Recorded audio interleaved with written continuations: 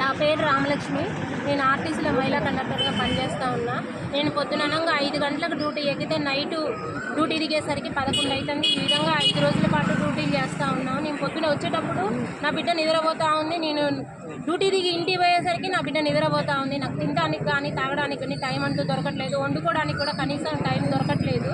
పొద్దున్న లేచిన దగ్గర సాయంత్రం దాకా 16 గంటలు పని చేపిస్తూ ఉన్నారు. దానికి ఓటీ అని చెప్పేసి ఒక 2 గంటలో 2 గంటలన్నర 40 నిమిషాలు ఇలా ఓటీ ఇస్తూ ఉన్నారు. పెంచిన పని భారాలను తగ్గించమని చెప్పేసి అనేక మార్లు డిపో మేనేజర్లకి, రీజనల్ మేనేజర్లకి, అలాగే అసెంబ్లీ సమావేశాల ద్వారా మిత్రపక్ష ఎమ్మెల్యేలతో ప్రతిపక్ష ఎమ్మెల్యేలతో కూడా మంత్రి గారి వద్ద కూడా ఈ విషయాన్ని చేర్చినాం. కానీ మంత్రి గారు కానీ ప్రభుత్వం కానీ ఎటువంటి స్పందన దీంట్లో లేదు.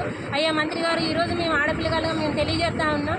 అన్నం మాకు ఇబ్బంది అవుతుంది. ఎన్నోసార్లు గత్యంతరం లేనటువంటి పరిస్థితుల్లో ఈరోజు మేము సమ్మెకి నెట్టివేయబడ్డాము. మాకు కనీసం తినడానికి కూడా టైం దొరకట్లేదు. అన్నం తినడం కనీస అవసరాలు, తినటము తాగడం అనేది కనీస అవసరాలు. కంటికి సరిపోయిన నిద్ర ఉండట్లేదు, కడుపు సరిపోయిన తిండి ఉండట్లేదు. 400 కిలోమీటర్లు రోజుకు 400 కిలోమీటర్లను తిప్పుతూ ఉన్నారు. ఇది సింగిల్ క్రూ డ్యూటీ అని చెప్పేసి, ఓటీ అని చెప్పేసి ఒక పేరు పెడతా ఉన్నారు. కానీ మాకు తినడానికి తాగడానికి కంటికి సరిపోయిన నిద్ర కూడా మాకు ఉండట్లేదు. చెప్పుకోకూడదు. మహిళలకి చాలా అంటే చాలా కారణాలు ఉన్నాయి. దయచేసి ఈ సమస్యల పట్ల స్పందించండి. మీరు సానుకూలంగా స్పందించండి. ఒకవైపు ఒక్కసారి ఆర్టీసీ కార్మిక వర్గం వైపు మీరు ఆలోచించండి. వీళ్ళు మా కార్మికులు, మా వైపు మేము కావాలని ఆశపడ్డ కార్మికులు ఈరోజు రోడ్డుకి ఎక్కారు. ఎందుకు రోడ్డుకి ఎక్కారు అని చెప్పేసి మీరు తలుచుకుంటే ఒక కమిటీని వేయగలరు. 1 గంటలో దానికి రిపోర్టు తెప్పించుకోగలరు. మీకు అదొక పెద్ద సమస్య కాదు. నేను చెప్పిన మాట మీద ఒక్కొక్క డిపోలో ఎటువంటి డ్యూటీలు ఉన్నాయి, వాటి ఇన్కమింగ్ టయాలు ఎంత, వాటి కిలోమీటర్లు ఎన్ని అనేది ఒక్కసారి పరిశీలన చేసి చూడండి. మేము చెప్పింది అబద్ధమా నిజమా అనేది మీకు అర్థమవుతుంది.